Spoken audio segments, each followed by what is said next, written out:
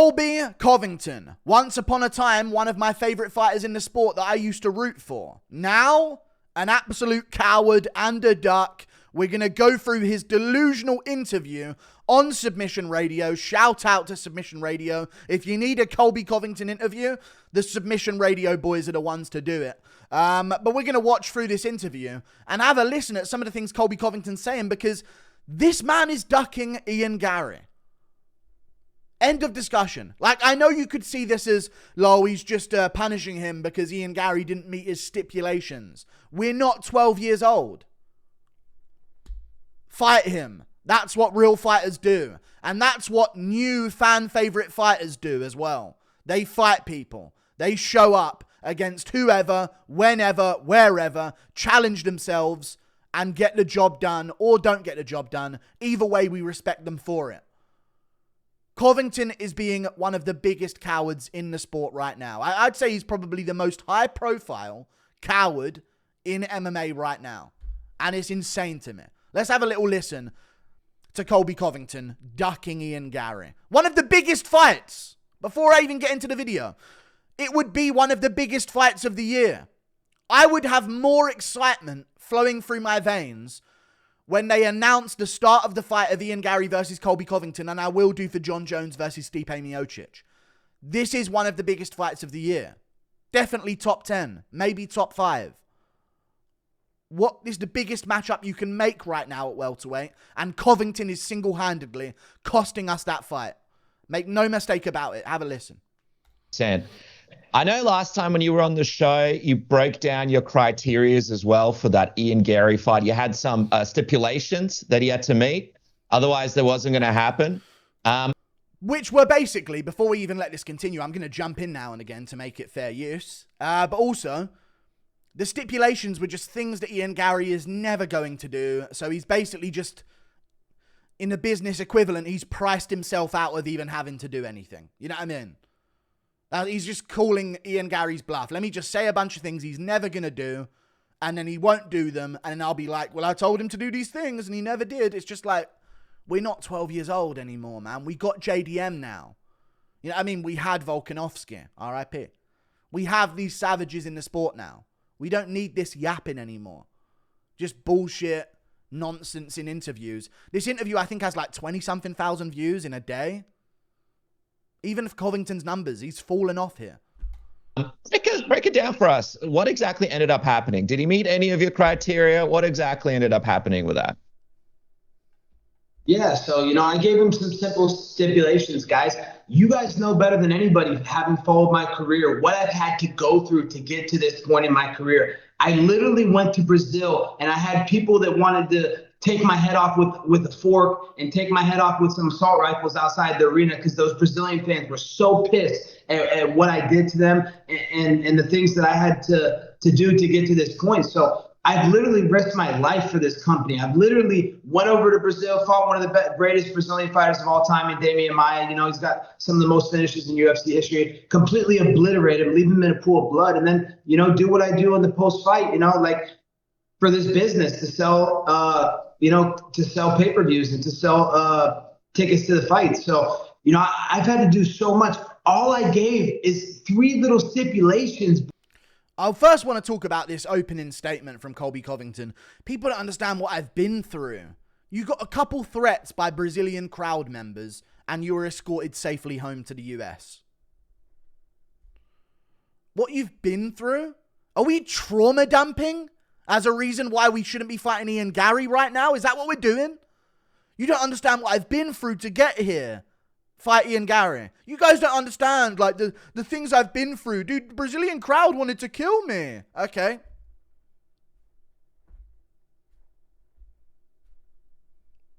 Outside of a couple threats from crowd members in Brazil, because you called the whole city a dump, which I was a fan of, because it is. Outside of that, you've had arguably a more nice rise to the top than many other contenders. What do you mean what you've been through? You rose to the top of a division in MMA? Yeah, that's the sport you're in. Like, take away threats in Brazil when he went to fight Damian Maia there. Outside of that, it's just you rose to the top of MMA by beating contenders. What you've been through. And even if it is about the threats in Brazil, how the fuck does that have anything to do with why you wouldn't fight Ian Garry right now? It's so annoying. Let it keep going. 3 stipulations, because we're 12 years old. Boy, to Ian, can you imagine? This kid's a spoiled little fucking entitled brat, and he's trying to act like he calls a shot as an absolute nobody who's never headlined a pay-per-view main event like myself. I've actually headlined pay-per-view main events without even a title on the line. So I've done it 4 titles without a title, this and that. This is true. Colby Covington has been in main events. You want to know why? Because RDA accepted fighting against you. It wasn't a headliner for a main event, but I'm telling you, this is how you got your big spotlight fights. Damian Maia said yes to fighting you. This is the same thing with John Jones and Tom Aspinall. I am sick and tired of number what? 4 in... What is Colby even ranked? I don't even think he's in the top 2 anymore. I think Belal might be above him. Usman's definitely above him. Edwards is a champ. He might be, what, number 3? Number 4, maybe? In the welterweight rankings. And what, Ian Garry might be number 9, number 8, number 7. That's how the division works. I hate this new gimmick of, well, you ain't fought no one good yet. Yes, you're the good one. Well, I'm not. Well, let's not get too crazy about Covington and his current form. But you're the good competition that he will build on his resume, rising up the rankings. I can't believe I'm defending Ian Garry right now. You fucking loser, Colby Covington. You fucking coward. Look what you're making me do. Give Ian Garry his shot, man. He's rose up the division, undefeated, got a couple highlights on the way, which is more than anything can be said about your fucking career. Name a highlight. Oh, he dropped that Asian dude once with a spinning back fist. I don't even think he was Asian. Don't forget when he made Max Griffin quit. You know what I mean? These are your highlights. I just don't... You're making me defend Ian Garry here. I hate when people say, who's he fought yet? You're the guy he should be fighting. If RDA said no to you and said, who's Colby fought? If Damian Maia said no to you and said, who the fuck has Colby fought? Because your best win before them was what? Dong Hyun Kim? Or some shit like that? What did I just say? Or some shit like that. Dong Hyun Kim was your best win. Stun Gun Kim, I think he was number 12 in the rankings. And then you fought top 5 Damian Maia after that. You got a layup up the division, arguably. Maybe because they thought you were a beatable style for Damian Maia, which isn't a bad guess. Because his stand-up's not too great, no knockout power, and he has to grapple to win, and Maia's a great jiu-jitsu guy. You beat Maia, though, but he accepted it. He gave you the shot. This is what Ian Garry is asking for. Pussy. Keep it going. I've only been fighting pay-per-view main events the last 6-7 years of my career. So this little spoiled, entitled brat is coming out saying that he's calling the shots. First off, there was never... This little spoiled, entitled brat... When he says 6-7 years he's been headlining, it means past 6-7 fights. You can use that interchangeably with Covington's career. Brad is coming out saying that he's calling the shots. First off, there was never a contract. If there was a contract, show me the contract, kid. Where's the contract? If you're saying these words, you come out and show it to the fan. There never was a contract. So I'm going to be real with you right now. No one's falling for this. There's not a contract bullshit anymore. This is the UFC. This ain't Misfits. You know what I mean? This ain't some little promotion or LFA. Show me the contract, dude. This is the UFC, and they are powerful enough to just get what they want without contracts needing to be signed. How many times have we seen matchups made before the fighters even fucking heard of the matchup? They're a big company. They do that shit. Second of all, no one is ever going to show anyone a contract, like a business fight contract with all of their information on it and all of their money on there. And no one's ever done that. Maybe 1 or 2 have shown a blurred out image here or there.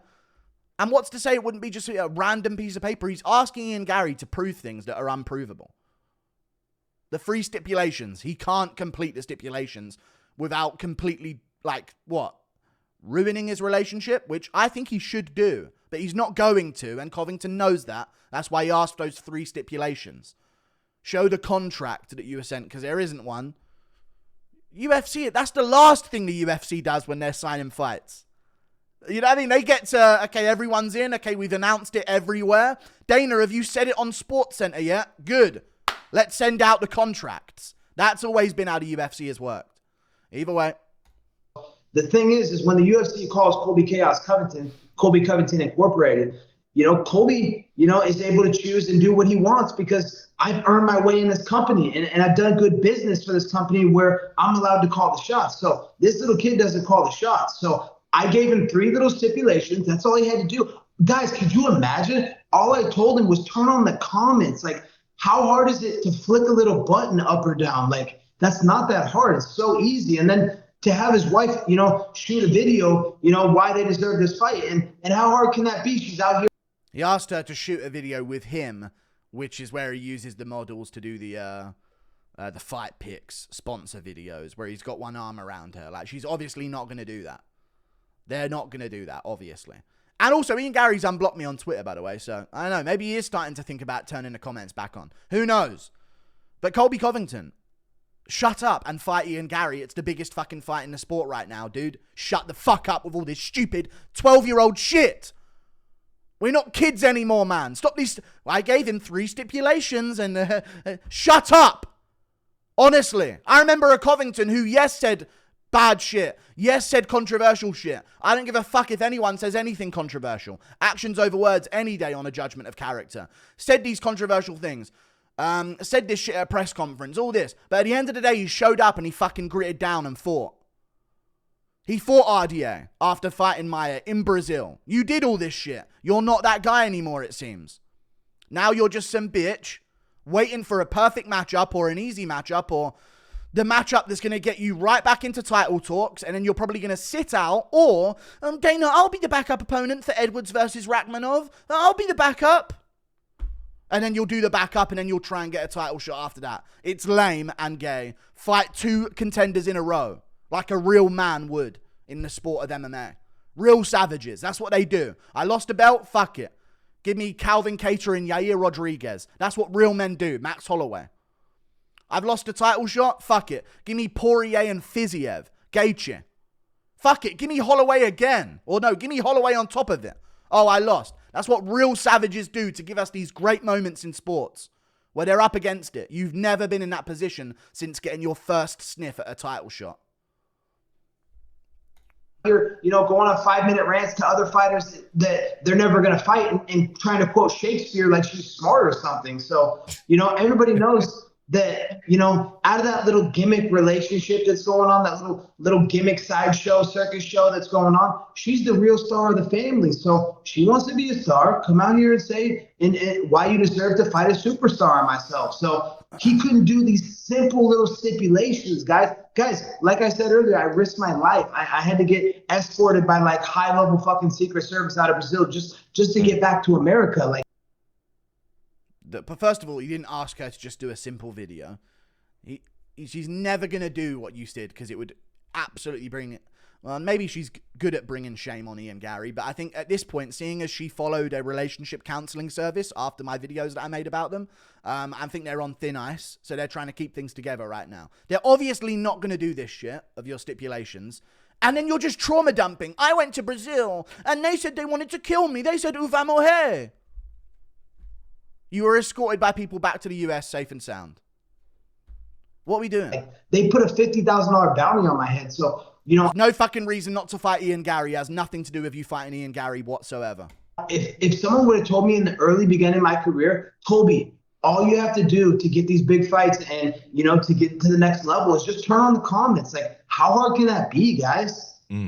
I understand, like, there's a massive disparity at the moment, rankings-wise.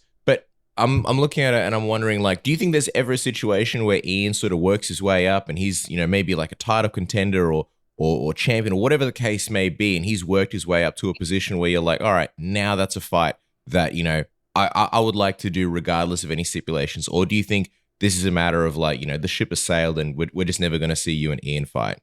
So basically what this genius Casper has done is he's taken away Covington's reason to not fight Ian Garry. Outside of, Brazilians were mean to me. Outside of that, he's taken away his reason. Okay, so regardless of that, if he actually had earned it and he was a top contender, would you fight Ian Garry then? The thing is, I gave him that great freaking deal early on, guys. Just 3 simple stipulations. So I gave him this great deal. The next time it comes back around, that deal's not going to be so sweet. He's going to have to learn the basic principle of life. You got to learn things the hard way. So, I don't know. I don't know if that shit will come back around, I've said what I needed to say about him. I've said the truth and nothing but the truth and only facts about him and his relationship and his little circus gimmick that he's got going on. So he has spoke the truth. But fucking fight Ian Garry, dude. He's arguably a good matchup for you. I know you ain't liking leg kicks recently. I get that. He's not a wrestler. We saw Gabe Green able to stall out against the cage in moments. And not Gabe Green. Who was it? It was Darian Weeks. Was able to stall out against the cage in moments. And even Jeff Neal did that. But Darian Weeks went to a split decision with Ian Garry. Very close fight. I think Jeff Neal went to a split as well. I'm not even sure. But still, if you can do that and then use that wrestling credential that you have on top of that, there's a chance for you here. But we're just letting the ship sail on one of the biggest fights of the year that could be made. Maybe he does. I don't know, but he hasn't done it yet. He's coming off a split decision against the busboy. The kid's serving bloomin' onions over at Outback Steakhouse. He's not even a full-time fighter. He's coming off a split decision to Jeff Neal, is what he's saying. You're coming off a fucking loss. I wish I could say you fought Leon Edwards for the title. That is an incorrect statement. You want to know that? I can't believe I'm doing this with Covington right now. He's being a fucking bitch of a contender. Never has there been a title fight loser that's been this much of a fucking pussy. And I have to call it out. He's being elements of John Jones, elements of this other guy that I've hated before. I can't not make this fucking video, even if I was a massive fan of Colby Covington. Ian Garry, you're coming off a split decision win. He's coming off a win. That's better than you, by the way. Your last win was when? March 2020? March 2021, maybe? Against Masvidal? It can't have been that long ago. It was probably 2022. Surely it was 2022. Must have been. Either way. I mean, I don't even know. I don't even know when his last win was. Either way, you're not coming off a win. You're coming off a loss. So who are you to say you're only coming off a split decision win? You're coming off a loss. Ian Garry, after beating Jeff Neal, has a current more relevant win at welterweight than you. RDA's not there. Neither is Woodley. Neither is Lawler.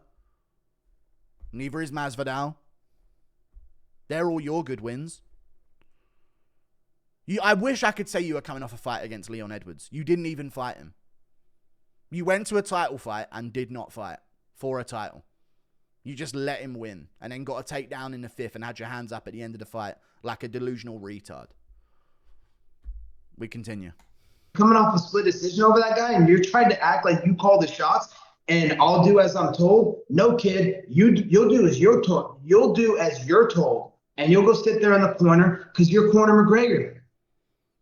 I still like that he calls Ian Garry a cuck. I am going to be honest because Ian Garry is.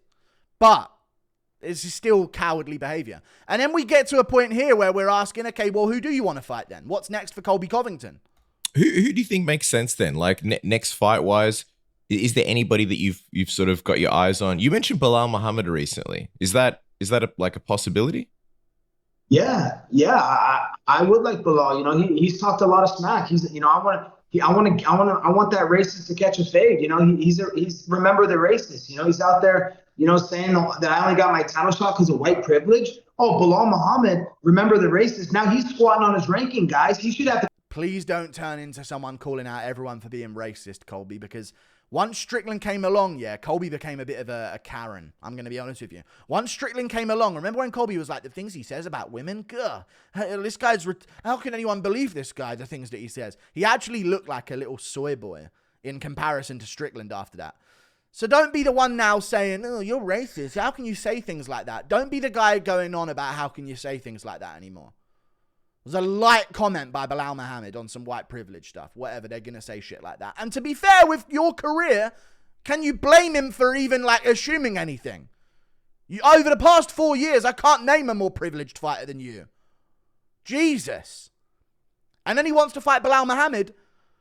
Fucking, before the Edwards loss, you had no idea who he was, remember? Who's that? Who's that guy, Belal Muhammad? Who's that? But now it's a fight that gets you into title talks all of a sudden. Yeah, I know who Belal Muhammad is. Remember that for years? Remember when Leon Edwards was a who's that for Colby Covington? Who? Leon Edwards, who? I don't know anymore, dude. I just feel like this is just... We have real badasses now that can talk and back it up. There was a time in the sport where there was no personality. There was no personality. There was no real savages. It was like, oh, God, we're just trudging through this again. And Covington stood out as like, okay, well, his fight style's not crazy fun. It's all right. It's a good fighter style. It's not crazy fun. But at least he builds it up with this talk. But now we've got actual savages. Now we've got fighters with real aura. So we don't need this gimmick anymore. And it's massively outdated. And I just feel like that anytime I watch a Covington interview now. Come out and fight. I think we should fight. I think that's the fight that should be next. He doesn't deserve a title fight, guys. How long did he sat out? He sat out for over a year. Sorry, Colby Covington, why don't you do that thing where you talk about yourself again? Squatting on his ranking, guys. He should have to come out and fight. I think we should fight. I think that's the fight that should be next. He doesn't deserve a title fight, guys. How long? Couldn't have said it better myself. Why don't you fucking talk about yourself one more time, Colby Covington? Belal Muhammad, remember the race? Wait. One more time, Colby Covington. You didn't just hear him say the name Belal Muhammad. You didn't hear that. Forget the name. One more time, Colby Covington. Give me a summary of who the fuck you've been for the past 3 fucking years. One more time. From the top, Colby. Now he's squatting on his ranking, guys. He should have to come out and fight. I think we should fight. I think that's the fight that should be next. He doesn't deserve a title fight, guys. How long did he sat out? He sat out for over a year. He's squatting on his ranking. Well, you fucking... Colby Covington has summed himself up perfectly there. Well done. You know, that's not right, guys. He's squatting. You know, he doesn't deserve it. What does he deserve? What has he done lately? When was his last fight? Behind his dead, brainless eyes, yeah, Covington must realize I am waffling. In his head, there must be a thought. I could end that sentence there. But no, in his head, there must be a thought of I am waffling absolute bullshit right now to save my life. Somewhere when he switches off this interview with Submission Radio, he must go, man, I'm a fucking bullshit artist. You know what I mean? There must be some kind of realness to that. What does a fight between you and Belal look like? What do you think? How do you see you guys matching up? Wait for this, because he does the same thing with Oliveira in a second. I'm going to show you that as well. He called out Oliveira as well, which I kind of like as the matchup, to be honest with you. But let's have a listen here. How does he match up with Belal Muhammad? Yeah, I see myself KOing him. It's just an easy... He's gone flatline Belal, guys. You heard it, dude. Colby Covington's gonna get out KO. It's been years in the making, but someday he's gonna get it. I'm telling you guys. Here we go. Colby Covington. This is him talking about Charles Oliveira now. The shots. So I'll call the shots of who I want to fight, when I want to fight, and we'll make the biggest and best fight happen. I want legacy fights. I think a guy like Charles Oliveira makes sense. He was out there saying the other day that he wants to come up to welterweight. So I'm the king of fucking Brazil, man. Everybody knows I run that fucking country. So all the women, love me. All the men in Brazil want to be like me. So Charles Oliveira, you want this fight? You want to really come up to welterweight? And you want big fights? Let's see if you're about it, or if you just talk, or you want to come up here and walk the walk. Let's see. Got through that sentence. Well done, Colby. Same guy that was calling out Usman for years, saying he only fights lightweights. Wow, you're so good, Usman. You only call out lightweights. Leon Edwards, I think he said the same thing before when Leon Edwards fought like Donald Cerrone and then RDA. Like, oh, these guys are fighting lightweights. Last 2 real call-outs you've made have been to Dustin Poirier and Charles Oliveira. I don't mind the Oliveira-Colby matchup. I think Oliveira would fuck him up. I think he would look great at 170, and I think he'd take 155 skill up to 170. And Covington's not a big 170er, so I think it's a perfect entry matchup for Oliveira, and I think he arguably should call Colby's bluff. He's already being the backup opponent for Chandler versus McGregor, which is at 170. If he bulks for that and then stays there and sort of works himself into the division for a bit, that fight makes a lot... It doesn't make a lot of sense, but it would be a huge fight for business. I want to see him versus Ian Garry, though. And I'm sick of acting like I don't. That's the perfect matchup. The perfect thing to happen at welterweight right now is Edwards Belal Muhammad. It's Covington versus Ian Garry. It's Jack Della Maddalena versus Shavkat Rakhmonov. It's Kamaru Usman versus, I don't really care, Sean Brady? I don't know. But those are the 3 matchups we need. Edwards Muhammad, Rakhmonov JDM, and Covington Ian Garry, and MVP versus Wonderboy. And then we can do Usman Brady, maybe Burns versus Brady, maybe Usman versus Brady, and then Burns versus Joaquin Buckley, maybe Brady versus Buckley and Usman versus Burns too. Probably not going to do that rematch, but either way, This is throwing a spanner into the works of everything that would be perfect to happen next at welterweight. We play. Well, him and Ian Garry, they're a part of the same team as well, right? So I guess that's a good point. I guess that feud could carry over a little bit to this Charles Oliveira fight if it does happen. Yeah, you know, a bigger name, a guy that's a former champion, you know, someone that's actually done something in this business, someone that's actually relevant, and, you know, the fight draws and makes sense, and there's a lot of... You aren't relevant anymore, man. You've got like 20-something K views in however many days. It's been a day. This video, I can't scroll now, but I think it has like 23K views. Something like that. You don't get views anymore. You don't get Instagram interactions anymore. You don't fight anymore. And you're here saying, you know, I want the biggest fight that makes sense. Ian Garry is a huge fight. It would be one of the biggest fights in terms of a build-up of all time. Not of all time. It would be up there in terms of the biggest fights over the past... If Ian Garry, Colby Covington happens, it would be one of the most anticipated fights of 2024. It would be. There's real beef on the line there. There's some real heated beef. And you yapped and yapped and yapped and yapped about Ian Garry... And now Ian Garry's gone, all right, Colby, fight me then. Now I've worked my way up the rankings and I'm in the fucking top 8, top 7, and you're number 4. And Colby's now gone, nah, I'm good. It's just like, fuck off.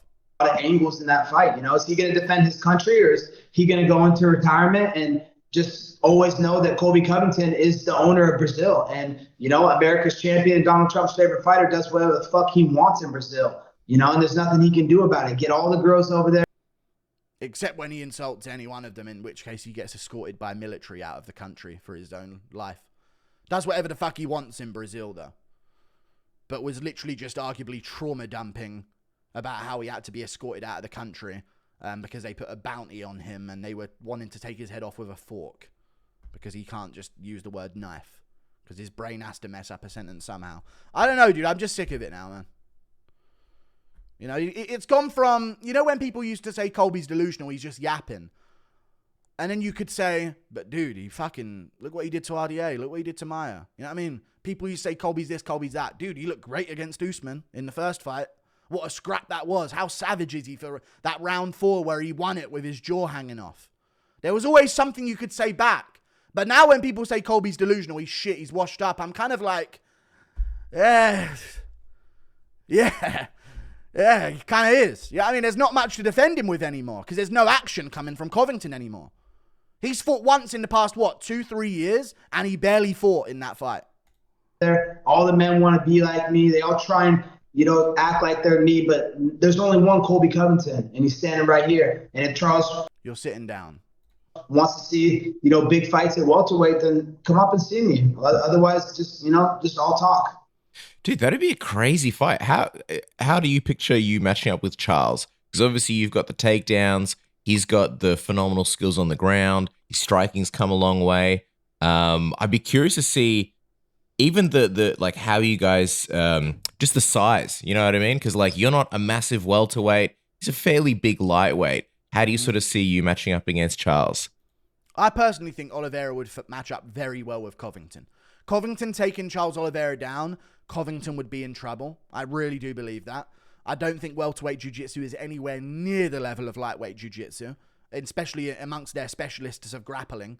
No way is it anywhere near that. If anything, the problem that welterweights have had over the past 10 years has been the grapplers can't get subs, which is why Shavkat's finishing rate has been impressive when he does go for subs, because grapplers just don't get subs at welterweight. They don't get big ground and pound TKOs. That's been welterweight's problem. Lightweights have never had that problem. Especially not Oliveira. Let me specify by saying that before someone says, Gamrot. Yeah, I know. Yeah. And by the way, I think Oliveira would fuck him up on the feet as well. Just night and day difference in striking ability. But we keep going.